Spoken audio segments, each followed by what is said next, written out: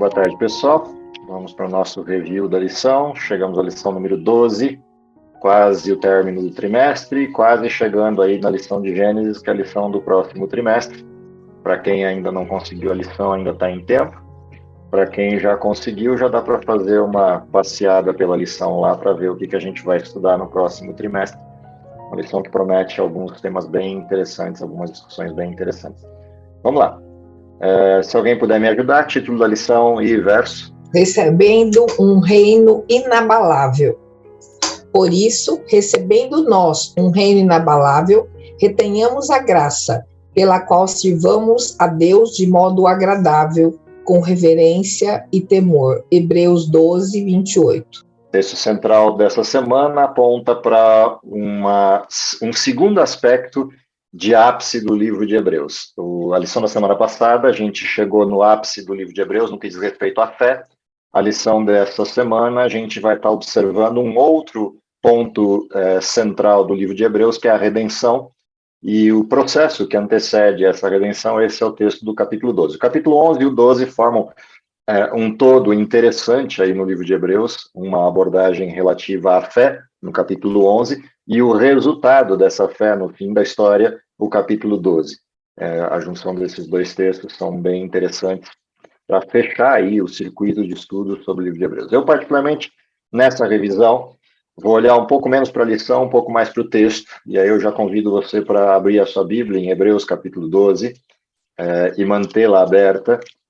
Vamos percorrer aí os versos 18 até o verso 29, e eu queria quase que verso a verso a gente ir percorrendo isso, que na realidade é um resumo da lição da semana, mas olhado a partir do texto bíblico, e eu acho que vale um olhar bem de perto para esse texto, por uma série de razões. É um texto muito bonito e um texto que traz algumas referências importantes para a gente refletir, para a gente pensar no que diz respeito ao tema central dessa semana. Então, acompanha comigo aí, o verso 18 é o que eu vou estar lendo, a versão que eu estou é a versão Almeida, acompanha na sua, e a gente vai discutindo os textos. O texto começa assim: Ora, não tendes chegado ao fogo palpável e ardente, e à escuridão, e às trevas, e à tempestade, e ao clangor de trombeta, e ao som de palavras tais que quantos ouvidos ouviram e suplicaram que não se lhes falasse mais, pois já não suportavam o que lhes era ordenado.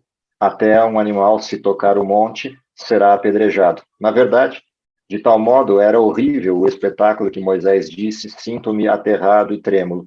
Mas tendes chegado ao monte Sião e à cidade do Deus vivo, a Jerusalém celestial e a incontáveis hostes de anjos e universal assembleia. Vou parar aqui, vamos refletir um pouquinho sobre essa introdução desse bloco do capítulo 12 de Hebreus. Há duas coisas importantes nesse bloco, e que, de alguma forma, nos chamam a atenção daquilo que a gente já estudou antes, nas 11 lições anteriores, e, em particular, em duas dessas lições anteriores, onde aparece um convite de Deus, um convite bem preciso de Deus, tanto no sentido da profundidade do convite, quanto na singularidade do convite em relação ao tempo. Por exemplo, numa das lições aqui para trás, há umas 2 ou 3 lições atrás, a gente viu um convite de Deus para o seu descanso, e a proposta é: hoje, se ouvirem a minha voz, não endureçais o vosso coração. Essa referência insistente de Deus, desde Hebreus 1 até Hebreus capítulo 10, em várias circunstâncias diferentes dessa insistência, ela atinge um momento específico, um ápice, nessa advertência dos versos 18 a 21 do capítulo 12. Porque algumas coisas começam a aparecer aqui de graves. Uma dessas coisas, por exemplo, está lá no verso 20, pois já não suportavam o que lhes era ordenado. E há uma questão anterior a essa que mostra as condições, o contraste entre o Sinai e o Monte Sião, que é o título que algumas Bíblias trazem para esse bloco. Que coisas aconteceram no Sinai e que levam a essa reflexão de Paulo? E por que essa reflexão é interessante no capítulo 12, em particular no capítulo 12? Se a gente olha lá para o Sinai, a gente percebeu em algumas das circunstâncias que o próprio livro de Hebreus trouxe. O povo de Israel ouviu a voz de Deus, até disse para Deus: nós vamos fazer tudo aquilo que o Senhor nos ordenar. até respondeu afirmativamente no desejo de que Deus habitasse no meio deles e fizeram um tabernáculo para isso. Mas com o passar do tempo, mesmo no próprio Monte Sinai, quando Moisés sobe o monte e retorna alguns dias mais tarde, o que ele encontra é um povo que desistiu de Deus, construiu um bezerro de ouro e está servindo a esse bezerro de ouro como se fosse o seu Deus. A ira de Moisés se acende, ele quebra as tábuas da lei e há toda aquela cena que a gente conhece dessa história. Mas se você observa com um pouquinho mais de atenção a sequência, Moisés retorna, ele retorna com as leis, ele entrega as leis ao povo, o povo reassume o seu voto de observância, mas isso não dura muito. Na caminhada que eles fazem no deserto até Canaã, já começam a ter altos e baixos de desistência de Deus. E a maior delas, quando chega em Canaã, eles desistem em definitivo e não ocupam a terra. Quando a gente olha o contraste disso com Sião, curiosamente, em Sião não há esse recuo. E aqui começa uma parte bonita do livro de Hebreus, que é a redenção, que é o fim da história. Ao que tudo indica, pela descrição que Paulo faz, o povo aprendeu. Que povo é esse que aprendeu e a quem Paulo está se referindo aqui, dos que chegam ao Monte Sião? Olha o detalhe do texto a partir do verso 22. Ele diz assim: mas tendes chegado ao Monte Sião, a cidade de Deus vivo, a Jerusalém celestial e a incontáveis hostes de anjos e a universal assembleia e igreja dos primogênitos, arrolado nos céus, e a Deus, o juiz de todos, e aos espíritos dos justos aperfeiçoados, e a Jesus, o mediador da nova aliança, e ao sangue da aspersão, que fala coisas superiores ao que fala o próprio Abel. Esse pedaço do texto, atrelado a algumas outras referências do próprio livro de Hebreus, nos remete a um tempo específico na história. Se a gente lembrar, lá no capítulo 7 de Daniel, se você quiser voltar a sua Bíblia lá no capítulo 7 e no capítulo 8 de Daniel, a gente encontra um momento específico na história do povo de Deus, em que os livros do céu são arrolados e abertos, e o povo de Deus está nesses livros. E se você observa o capítulo 7, na sequência que o capítulo 7 estabelece na profecia de Daniel, a partir do verso 9, ele diz assim: continuei olhando até que foram postos uns tronos, e o ancião de dia se assentou, e sua veste era branca como a neve, os cabelos da sua cabeça como a pura lã, seu trono era como chamas de fogo, e suas rodas eram fogo ardente. Um rio de fogo manava e saía de diante dele, milhares e milhares o serviam, e miríades de miríades estavam diante dele. Assentou-se o tribunal, abriram-se os livros. Se você olha a cena que Paulo está refletindo aqui no livro de Hebreus, a partir do verso 20, a cena é a mesma. Ele vai retratar no Monte Sião o juiz, Deus, assentado, e diante dele, milhares o servindo, milhares das hostes celestiais o servindo, numa universal assembleia, onde arrolados, ou seja, escritos nos livros, estão os justos. A cena é a mesma que Paulo remete à nossa memória, e é interessante porque se a gente abre o capítulo 8 de Daniel e olha na sequência o processo, o capítulo 8 ele descreve algo que ficou em aberto no capítulo 7, que era quando aconteceria essa cena do juízo. O capítulo 7 descreveu, na profecia que está lá, quando iniciaria o tempo do fim, mas não disse quando que o tribunal se assentaria. E o capítulo 8, por sua vez, descreve quando a purificação do santuário aconteceria e quando as estruturas daquilo que estava previsto para o povo de Deus chegariam à sua conclusão. Na lição da semana passada, a gente foi provocado a olhar Jesus sob dois aspectos. Ele como autor da fé e como consumador da fé. A lição dessa semana mostra quando a fé é consumada, porque é exatamente a cena do capítulo 8, quando o capítulo 8 descreve que Deus se levantaria e faria justiça ao seu povo. Portanto, o que está acontecendo aqui no livro de Hebreus é que a gente está se aproximando do fim da história de fato. E esse fim da história só pode acontecer quando o povo de Deus for vindicado, quando o povo de Deus for julgado, quando o povo de Deus for levantado em defesa diante de Deus e dito, salvos. E então, podemos tomar posse do reino. E é interessante porque diante da cena do juiz e diante da cena dos arrolados no céu, aparece Jesus como o mediador da nova aliança. Ou seja, o que Paulo está dizendo para nós é: nós podemos nos achegar diante do juízo de Deus em confiança. Há um mediador que permite que a gente passe de pé pelo juízo e seja considerado inocente, seja considerado justo, seja considerado salvo. Portanto, o livro de Hebreus, no capítulo 12, é o texto da alegria dos heróis da fé do capítulo 11. Se a gente olha os heróis da fé apresentados no capítulo 11, toda aquela galeria de heróis e toda a representação do capítulo 11 tem que culminar em algo, tem que terminar em algo, que é a justificativa dessa fé.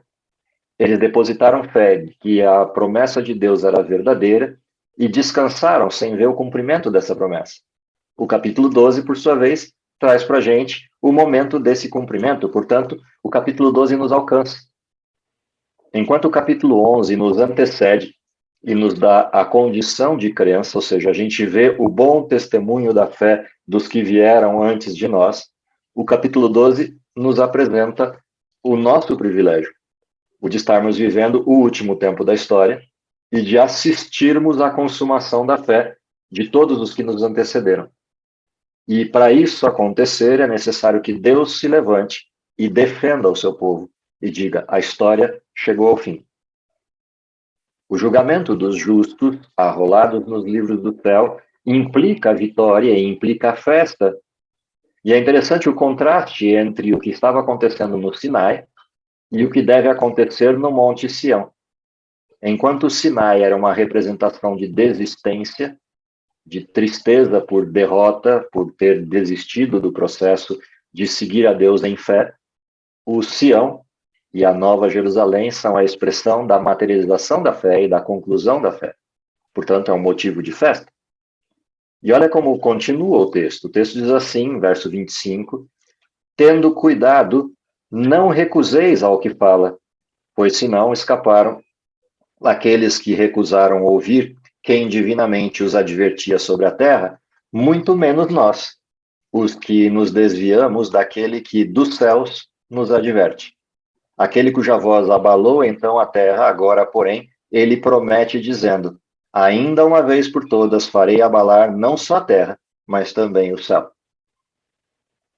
Percebe que contraste interessante está acontecendo aqui?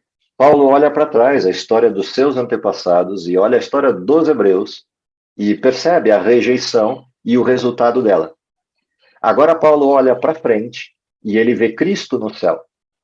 E vendo Cristo no céu, ele faz uma advertência mais severa, dizendo: se aqueles que estavam lá no Sinai não foram poupados, que dirá nós, que estamos recebendo uma advertência diretamente do céu, da pessoa de Cristo que venceu por nós e atua diante do santuário por nós e nos convida. Se rejeitarmos a esse convite, não haverá outra chance. E ele conclui dizendo: de uma vez por todas, eu ainda farei abalar não só a terra dessa vez, mas também o céu. Ou seja, dessa vez a história termina. Se na primeira vez a terra foi abalada, seja na versão do dilúvio, seja na versão metafórica com o povo de Israel e a vinda do Messias, na última versão não haverá volta, não haverá nova chance. Portanto, quem vive o último tempo da história e encontra o juiz não tem retorno. Isso significa dizer que de Daniel 8,14, ou seja, 1844 para cá, tendo iniciado o juízo vindicativo de Deus, tendo iniciado a cena do capítulo 12 de Daniel, que diz lá: então se levantará Miguel em defesa do seu povo, tendo acontecido esse início de juízo e ele transcorrendo a história, não há retorno. O fim desse juízo é o momento em que Deus abalará os céus e a terra em definitivo. E não haverá mais nada na história sequente, exceto o povo de Deus que ouviu a sua voz e atendeu o que ele pediu. E é nesse sentido que o texto termina, dos versos 27 ao 29, trazendo o cumprimento dessa promessa maravilhosa, falando: ora, esta palavra, ainda uma vez por todas, significa a remoção dessas coisas abaladas como tinham sido feitas, para que as coisas que não são abaladas permaneçam Ou seja, tudo que é pecado será desfeito, destruído e acabado, e tudo que redimiu-se em Deus e foi por ele defendido e, portanto, de pé diante do juízo, permanecerá e permanecerá para sempre. Verso 28, por isso, recebendo nós reino inabalável, retenhamos a graça pela qual sirvamos a Deus de modo agradável, com reverência e santo temor. E aí termina concluindo o texto, porque nosso Deus é fogo consumidor. Percebe que é o mesmo referencial que a gente viu na semana passada. Na semana passada, para nós, se crermos nele, ele é autor e consumador da fé. Para aqueles que rejeitam, ele é fogo consumidor, que abala os céus e a terra e encerra o pecado, na sua glória e majestade. Porém, para aqueles que o aceitam, ele é promessa. Promessa de graça, promessa de misericórdia, promessa de um reino inabalável, promessa de eternidade. Permanecerão para sempre. Ou seja, a lição dessa semana, na realidade, é uma revisitação à nossa história, ao nosso período, aquilo que nós estamos vivenciando. Estamos vivendo o último tempo da história, tempo do fim. Desde 1798, no final do período negro de perseguições medievais. Estamos vivendo um segundo período dentro desse, que é o início do juízo e a continuidade do juízo investigativo ou juízo vindicativo, que antecede a vinda de Jesus. E nesse momento peculiar de juízo, o que está passando no céu é a defesa de todos nós. Deus se levanta para defender seus filhos e fazer justiça aos seus filhos para poder buscá-los. O fim do juízo é a vinda de Cristo e a entrada no reino dos céus para receber o reino que é inabalável, o reino que nunca termina. Curiosamente, ao chegarmos no reino, acontece uma segunda cena de juízo. Essa segunda cena de juízo está no finalzinho da lição desta semana, no último texto de reflexão, lá na sexta-feira. Essa segunda cena de juízo acontece dentro do milênio. E é interessante porque ela se contrasta com a primeira cena de juízo. A primeira cena de juízo é Deus, o juiz, e todos os anjos. Deus vindicando o seu povo. A segunda cena de juízo são os salvos, que foram julgados e vindicados por Deus, abrem os livros do céu, e agora o que eles encontram arrolados nos livros não são os justos, mas os ímpios. E estes julgarão seus pares, julgarão os seus semelhantes, aqueles que rejeitaram o convite, aqueles que, entendendo que a voz vinha do céu, insistiram em rejeitá-la e, portanto, receberão a paga dessa rejeição, serão consumidos. O que significa dizer que o último verso de Hebreus 12 aplica-se ao fim do milênio, quando descerá fogo do céu e consumirá todos os que desistiram de Deus. Portanto, Hebreus 12 é uma provocação dupla. É uma provocação, em primeira instância, para a gente entender o tempo em que está vivendo. E entender que Deus está fazendo todo o possível para nos defender. Mas Deus não pode nos obrigar a ser defendidos. Ele depende de que a gente escolha estar do lado dele em defesa e não contrariamente a ele. Porque se estivermos contrariamente a ele, não há defesa que nos alcance. E o diabo, como promotor, como acusador, fará condenar cada um de nós. Por sua vez, se a gente aceita Deus, há um segundo convite, e esse segundo convite é fazer aquilo que Deus não fez, julgar os ímpios. E essa é uma parte muito interessante da história. Diferente de nós, que somos julgados por Deus e defendidos por Ele, os ímpios serão julgados por nós, seus irmãos, e Deus assistirá à cena. Deus executará a sentença que nós vamos escrever nos livros do céu para cada um dos ímpios. E há uma necessidade de que seja assim, para que o julgamento atinja o extremo da justiça. E é muito interessante que o ser humano tenha copiado esse modelo na justiça forense comum, porque quem condena é o júri, não o juiz. O juiz apenas assina a sentença, mas quem diz que é culpado ou quem diz que é inocente é o júri. O nosso júri é Cristo. O júri do mundo e que condenará o mundo serão os salvos. Porque só os salvos terão a capacidade de entender que Deus deu o livre-arbítrio a todos, no sentido de legitimidade do juízo. Não porque Deus precisasse disso, porque ele continuará sendo Deus, mas nós vamos precisar disso.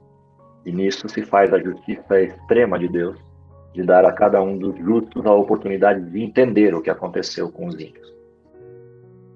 grande apelo que a lição dessa semana vai fazer e que a reflexão de Paulo acaba fazendo é: se escutamos isso vindo direto do céu, qual é a resposta que damos? E a lição dessa semana sirva para a gente refletir um pouquinho sobre isso, relembrar tudo que a gente viu de provocações e chamados ao longo do estudo de Hebreus, da primeira até a 11ª lição, e que isso conclua com uma resposta afirmativa de sim, eu aceito, sim, eu entendo, e sim, eu quero esse privilégio de ser defendido por Deus, que seja essa a realidade de vocês e a minha, nessa recapitulação que fizermos ao longo da semana dessa lição.